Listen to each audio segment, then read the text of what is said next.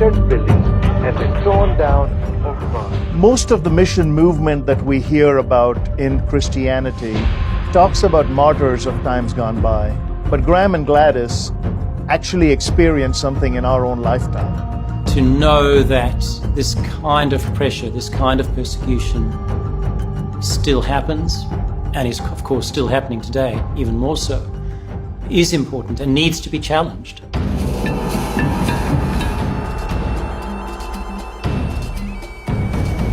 Our story takes place in a remote part of India, a town called Baripada, where Graham and Gladys served at the leprosy home for the outcast of the society for 35 years.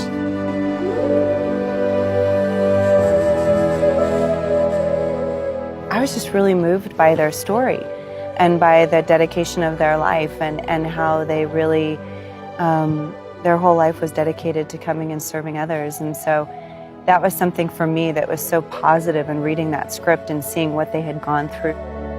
For a man to leave the comforts of Australia and come down to a tribal area and work among the destitute. They either had to be totally committed or totally insane to pick up such a project and do it.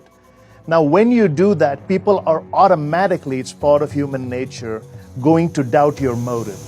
If you can give up something pure and pristine and come and labor for someone else, the basic mindset is there's got to be an ulterior motive. In building Graham's character, I had to make sure that I capture the element of love and courage, one so practical yet so focused. Whenever you consider a project like this that's biographical, there is more of an importance that you want to be honorable to someone's life, particularly the life of Graham Staines and all that he represented. This story it's told in a very neutral way. Just like anything else, we don't begin with an idea that we have already decided what is right and what is wrong. The story creates within its own identity a script that allows the audience to follow through another person's quest. I'll loan you a camera, but... Our story is from a point of view of a journalist who has been commissioned to nail Graham Staines with conversion charges. The character himself discovers Graham Staines, figures the work that he does, questions the work that he does, follows it up with vigorous investigations, and then comes to a conclusion, questions that conclusion. The most interesting for me about playing Graham is who he was as a human being. There's a phrase in acting called less is more, where the more realistic and honest you can be in the work, the more challenging it is. So this was the type of human being where it magnified that opportunity. I think what moved me in playing Gladys was just her compassion and her love for others, and her depth of her relationship, her relationship with Christ and who she was as a woman.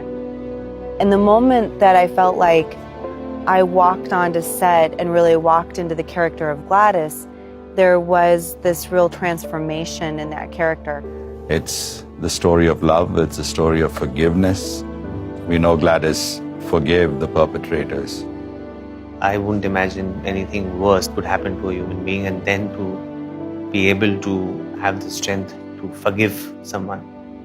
I don't think this is a Christian story. I don't think it's just for churches. This is a human story. It's about what human beings can be. It's not written to preach. It is written to tell the story. And the movie has spanned over 5 continents. We did not compromise on the production part of it, especially the music that was scored and was performed by the Hungarian orchestra in Budapest. We have some very well-known singers singing also, including Michael W. Smith, Nicole C. Mullen, and several others who have contributed to this particular project. But when you see it on the big screen, it's almost like when you look on one side, you're afraid you'll miss on the other side. It has got that kind of cinematography. You know, the direction, the production, the camera, I think was just quite spectacular. This is a film that's being made to really want to communicate a message of, you know, what life is all about. It should be about the journey of seeking hope and love and forgiveness and how we can give back to humanity. You are really forced to sit back and think that, you know, this is right and this is wrong. It's black and white. There is no gray. And now you choose whether you want to be practical and move on, or you want to do the right thing and take a noble stand, take a stand which requires a lot of courage, and do what you think is right. I really believe that it's going to impact a lot of people around the world, and I hope that it impacts many generations to say, I'm willing, I'm ready, but I'm not willing to let this kind of tragedy happen anymore.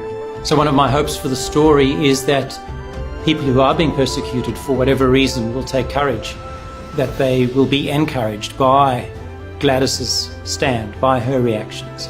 I really do believe that if you don't watch this movie, you will be missing out on one of the great stories of our time.